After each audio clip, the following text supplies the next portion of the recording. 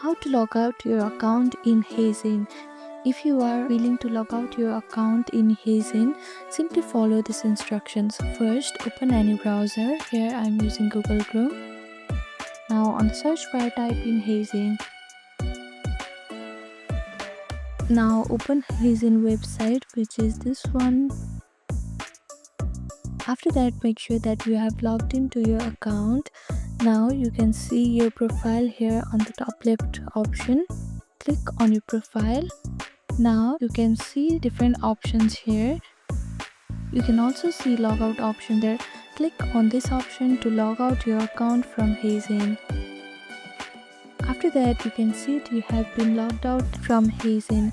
Now to log in back again, type in your credentials on this field, and after you type in your credentials, click on the sign in option. And if you have forgotten your password, click on this forget password link to reset it. So this is how you can log out your account in HeyGen.